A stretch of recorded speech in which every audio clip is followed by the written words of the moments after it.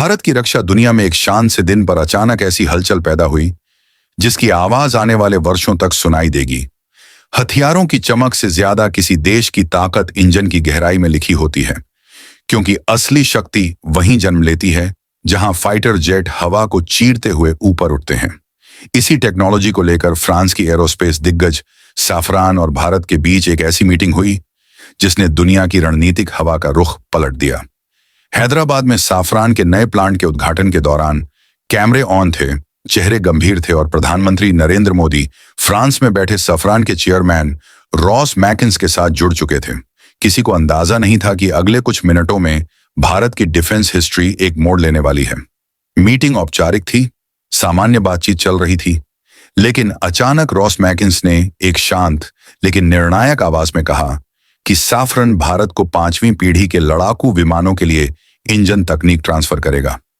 एक सेकंड के लिए माहौल जम सा गया, क्योंकि यह वही तकनीक है जो दुनिया के सिर्फ चुनिंदा देशों के पास है।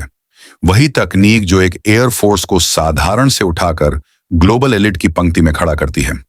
अमेरिका, रूस और फ्रांस के बाद अब भारत इस सूची में आने वाला था, जबकि चीन आज भी अपनी 5वीं पीढ़ी की इंजन क्षमता स्थिर नहीं कर पाया है।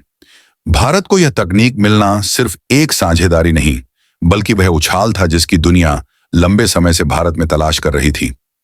यह इंजन सुपर क्रूज देने में सक्षम होगा, रडार सिग्नेचर कम करेगा, स्टेल्थ मिशन को अगली पीढ़ी की क्षमता देगा और फाइटर जेट को आफ्टर बर्नर के बिना सुपरसोनिक उड़ान की ताकत देगा। यह घोषणा सीधी चुनौती थी उन सभी देशों के लिए जो भारत को सिर्फ एक बाजार समझते थे। अब AMCA से लेकर TADBF और भविष्य के स्टेल्थ ड्रोन तक भारत अपनी तकनीक खुद तैयार करने की दिशा में बढ़ चुका था। चीन और पाकिस्तान के लिए यह झटका इसलिए भी बड़ा था क्योंकि भारत अब इंजन के लिए किसी पर निर्भर नहीं रहेगा।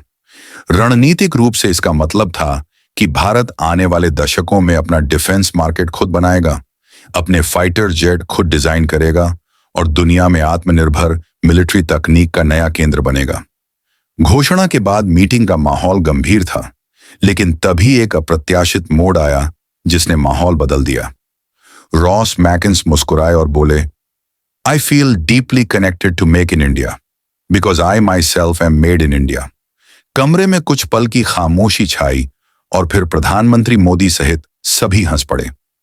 दुनिया को यह शायद पता ना हो, लेकिन साफरन के चेयरमैन का जन्म 1954 में कोलकाता में हुआ था। एक फ्रेंच कंपनी का प्रमुख जो भारत को भविष्य की सबसे उन्नत तकनीक दे रहा है, वह स्वयं भारत की मिट्टी में पैदा हुआ था। यह बात अपने आप में एक अनोखी कड़ी थी। यह सिर्फ मजाक नहीं था, बल्कि दो देशों के बीच विश्वास की गहराई का प्रमाण था। इस बयान ने साफ कर दिया कि भारत अब वैश्विक डिफेंस मानचित्र में सिर्फ एक ग्राहक नहीं, बल्कि एक वास्तविक पार्टनर बन चुका है।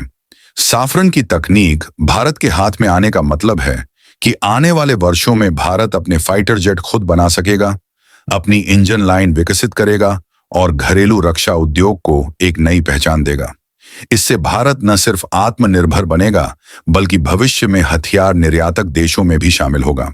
दुनिया की राजनीति, सैन्य संतुलन और एशिया की शक्ति समीकरणों में यह एक निर्णायक मोड़ है। भारत की कहानी अब उस दिशा में मुड़ रही है जहां वह अपनी तकनीक, अपना इंजन और अपनी शक्ति दुनिया के सामने रखेगा। यह घोषणा, यह तकनीक और अंत में रॉस मैकिन्स का मेड इन इंडिया वाला वाक्य, इन तीन बातों ने यह स्पष्ट कर दिया है कि भारत की असली उड़ान अब शुरू हुई है और आसमान अब सिर्फ लक्ष्य नहीं, भारत की आने वाली पीढ़ियों की नई पहचान बनने वाला है। अगर आपको यह जानकारी पसंद आई हो तो वीडियो को लाइक करें, चैनल को सब्सक्राइब करें और नीचे कमेंट में बताएं कि साफरन की इस ऐतिहासिक घोषणा पर आपका क्या सोचना है। हर एक भारतीय के लिए काफी